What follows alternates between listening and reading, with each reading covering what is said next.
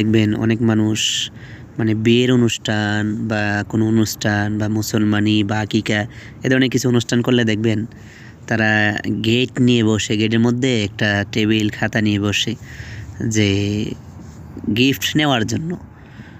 আচ্ছা, আমি আপনাদেরকে বলি, আপনারা যারা মানে হিসাবের খাতা নিয়ে গেটের সামনে বসেন, যে যাদেরকে দাওয়াত করছেন, তারা কি আপনার থেকে মানে চায়া দাওয়াত নিছেন, আপনারা তাদেরকে দাওয়াত করছেন?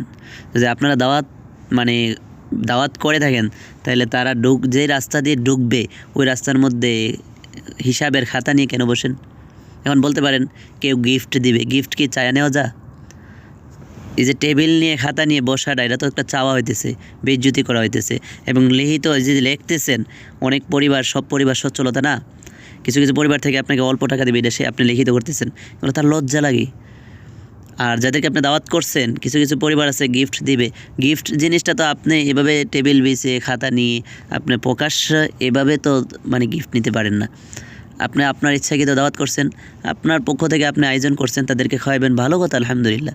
কিন্তু তার মানে আপনি মানে গেটের মধ্যে বসছেন যে যাদেরকে আমি দাওয়াত করছি প্রত্যেকে আমাকে টাকা দিয়ে তারপরে ঢুকবেন, এরকম একটা নিয়ত না। এরকম প্রকাশ্যে সেই আলাপ আলোচনা করে গেট নিয়ে এবং খাতা কলম নিয়ে বসে যে যাদেরকে আমরা দাওয়াত করছি তারা গিফট দিয়ে বা টাকা পয়সা বা যে কোনো পণ্য আমাদেরকে দিয়ে তারপরে আমরা আমাদের অনুষ্ঠানে বা খাওয়ার জন্য তারা এই কমিটি সেন্টারে অথবা তাদের অনুষ্ঠানে বা যারা আয়োজন করছে তাদের অনুষ্ঠানের ভিতরে যেন ওই বাড়িতে যেন প্রবেশ করে। কেন?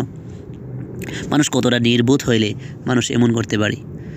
কতটা নির্বোধ হইলে, কতটা জঘন্য হইলে, কতটা মানে নির্লজ্জ হইলে একটা মানুষরা এরকম করতে পারে?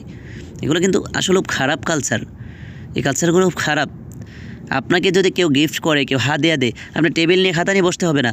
যাদের যতটুকু তৌফিক আছে তারা আপনার কাছে এমনি পৌঁছায় দিবে, আপনার হাতে এমনি দিয়ে দিবে, আপনার বাসাতে এমনি তারা যে যার সামর্থ্য আছে সেই গিফট অনুযায়ী তারা এমনি দিয়ে আসবে।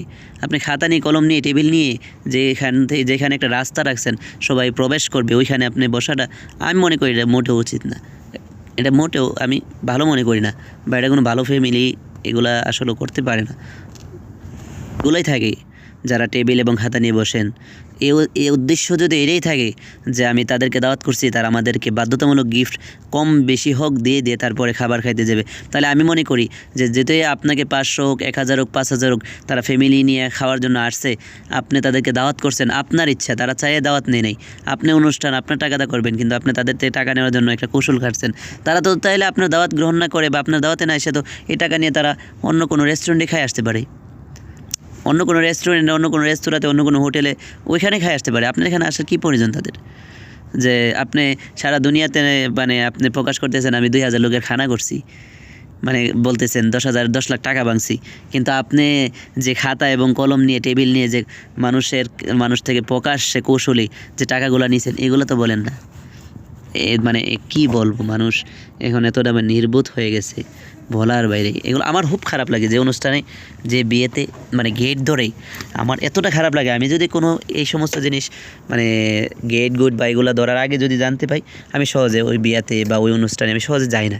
কারণ এগুলো আসলে প্রকাশ্যে এবারে মানে মানুষে মানে কৌশলে এবং প্রকাশ্যে মানুষকে এটা বেইজ্জতি করা হয়, এবং এটা আমি মনে করি মোটেও এই কাজগুলো ঠিক না, এটি ভদ্র ফ্যামিলির কাজ না আমার দৃষ্টিতে।